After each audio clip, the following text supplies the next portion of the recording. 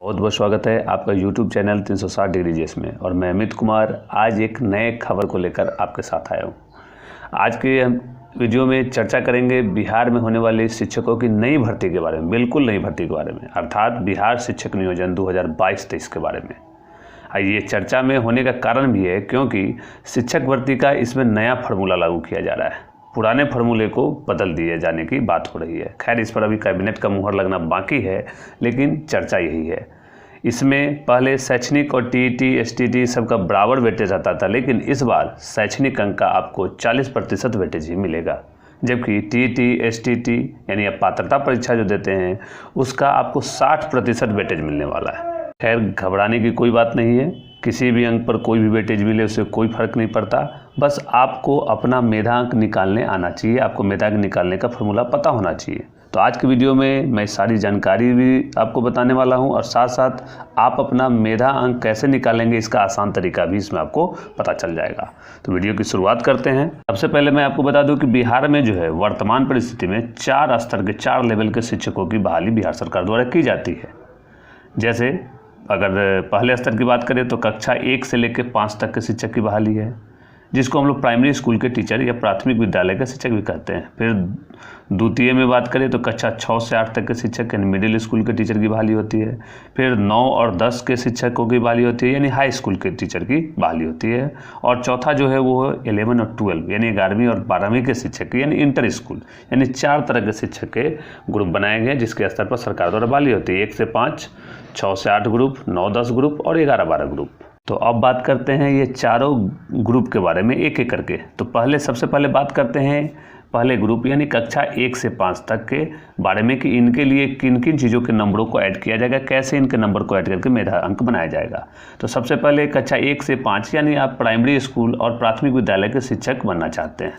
अगर इसमें आप अप्लाई करते हैं तो इस वर्ग का शिक्षक बनने के लिए मैट्रिक, इंटरमीडिएट यानी 10+2 और ट्रेनिंग यानी प्रशिक्षण, ट्रेनिंग के अंतर्गत आप डीएलएड या बीएड कोई भी है उसको, यानी इन तीनों के कुल अंक को जोड़ना है और इसमें 3 से भाग देना है। कन्फ्यूजन यहीं पे बाकी लोगों का है कि कुल अंक जोड़ना है तो यानी मैट्रिक का कुल अंक, इंटर का कुल अंक, ट्रेनिंग का कुल अंक, नहीं। कुल अंक का यहाँ सेंस है मैट्रिक के प्रतिशत से इंटर के प्रतिशत और ट्रेनिंग का प्रतिशत, यानी मैट्रिक, इंटर, ट्रेनिंग तीनों के प्रतिशत को आपस में जोड़ना है और फिर उसमें 3 से भाग देना है।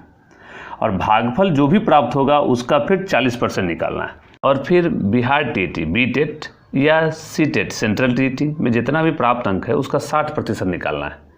और अब जो 40% आपको आया शैक्षणिक का और 60% ये बीटेट सीटेट का, तो उसके कुल अंक को आपस में जोड़ देना है और यही आपका फाइनल मेधांक बनेगा। पहले ऐसा नहीं होता था। पहले होता था कि आपको बीटेट या सीटेट में जो प्राप्तांक है उसका वेटेज मिलता था।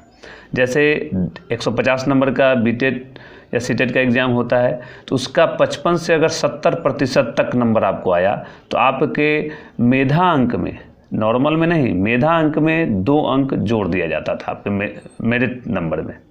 और अगर 70 से 80% तक आपका नंबर आया है तो 4 अंक आपको उसमें ऐड हो जाता था। 80 से 90% तक अगर आपका अंक रहता था तो 6 अंक ऐड हो जाता था। और 90+ यानी 90% अगर आपको ऊपर है तो सीधे 10 अंक उसमें ऐड होता था। लेकिन ये नियम अब समाप्त कर दिया गया है। इसको हम लोग नए नियम को एक उदाहरण से समझते हैं। जैसे मान लीजिए किसी विद्यार्थी के पास अगर मान लीजिए मैट्रिक में 68% नंबर है, 68%, इंटर में 62% है, ट्रेनिंग में उसको 84% आया। यहाँ पर हमने परसेंटेज लिखा, अंक नहीं लिखा, क्योंकि अंक के आधार पर संभव ही नहीं है। अंक के आधार पर जोड़ेंगे, अंक के आधार पर अगर जोड़ेंगे तो किन्हीं लोगों का मैट्रिक का मार्कशीट आप देखेंगे तो कुल नंबर 500 का उन्होंने मैट्रिक का एग्ज़ाम दिया है, कुछ लोग 700 पर दिए हैं, कुछ लोग 900 पर दिए हैं। पहले 900 पे होता था मैट्रिक का टोटल एग्ज़ाम, अब तब 700 पे, अब 500 पे होता है। तो अगर अंक जोड़ेंगे तो ऐसे में कन्फ्यूजन हो जाएगा, सबका अलग अलग आएगा, तब तो समानता होगी ही नहीं। इंटर भी कई लोगों का 700 वाला पुराना है, 900 वाला है, कुछ लोगों का 500 है। इसलिए जब भी जुटेगा और पीछे भी जुड़ता रहे और आगे भी जुटेगा मैट्रिक और इंटर और ट्रेनिंग के प्रतिशत अंक के आधार पर ही। इसलिए कोई कन्फ्यूजन नहीं रखना है कि अंक के आधार पर होगा। हाँ, अभी तक यही है और आने वाला नियम में चर्चा यही है। कैबिनेट से इसी तरह के पास होने की संभावना है। अगर नियम में बदलाव नहीं हुआ तो प्रतिशत के आधार पर ऐड करना है। तो यहाँ मैट्रिक, इंटर और ट्रेनिंग तीनों के प्रतिशत को मैंने जोड़ दिया। तो 68, 62 और 84 तीनों का ऐड आया 214। अब क्या करना है, तीन क्लास के नंबरों को मैंने जोड़ा है, इसलिए औसत निकालने के लिए हम इसे 3 से भाग दिए। तो 214 को 3 से भाग दिए तो आगे हमारा 71.33। ठीक है, अब ये जो औसत आया इसका हमको 40% निकालना है, नियम यही कहता है। तो 71.33 का हमने 40% निकाला तो आ गया 28.53। ये हमारा शैक्षणिक का मेधांक हो गया। ठीक है, अब मान लीजिए किसी विद्यार्थी को सीटेट या बीटेट में 110 अंक है, तो 110 का 60% निकाल लीजिए। तो 110 का हमने 60% निकाला तो आ गया 66 अंक, यानी इधर का मेधांक 66 और इससे पहले आया था 28.53। तो कुल मेधांक 2 हो जाएगा दोनों का जोड़, यानी 28.53 प्लस 66 को हमने जोड़ दिया तो आ गया 94.53, यानी 94.53 इस विद्यार्थी का कुल मेधांक और फाइनल मेरिट पॉइंट हुआ। इसी के आधार पर इसकी सूची बनेगी। मुझे लगता है इसमें किसी प्रकार का कोई कन्फ्यूजन नहीं होना चाहिए। कन्फ्यूजन था लोगों में नंबर और प्रतिशत को लेकर, तो क्लियर कर लीजिए प्रतिशत ही होगा, नंबर संभव नहीं है, इसलिए कि किसी का मैट्रिक 500 का है टोटल, किसी का मैट्रिक 700 का और किसी का 900 का है। इंटर में इसी तरह का कंडीशन है। अब बात करते हैं कक्षा 6 से लेके 8 तक की, अर्थात मिडिल स्कूल या प्रारंभिक विद्यालय के शिक्षक। 1 to 5 को बोलते हैं प्राथमिक और 6 to 8 को बोलते हैं प्रारंभिक। इसको ध्यान रखना, कल प्रारंभिक बोलते हैं 1 से 8 को और 1 से 5 को प्राथमिक। इस वर्ग के शिक्षक के लिए अब जो है मात्र ग्रेजुएशन, बीए, बीएससी, बीकॉम जो भी हैं उसका नंबर और ट्रेनिंग के प्रशिक्षण यानी ट्रेनिंग प्रशिक्षण का नंबर, बस इस दोनों के प्रतिशत अंक को, फिर से प्रतिशत अंक नहीं, प्रतिशत अंक को जोड़ना है और 2 से भाग देना है। जबकि पहले क्या होता था, इसमें इंटर, ग्रेजुएशन, मैट्रिक सब के अंक को जोड़ा जाता है, लेकिन अब नहीं, अब सिर्फ ग्रेजुएशन और ट्रेनिंग के अंक को जोड़ना है और 2 से भाग देना है। पिछले वाले में हमने 3 से भाग दिया था, क्योंकि 3 क्लास का जोड़े थे, इसमें 2 क्लास का जोड़े इसलिए 2 से भाग दिए।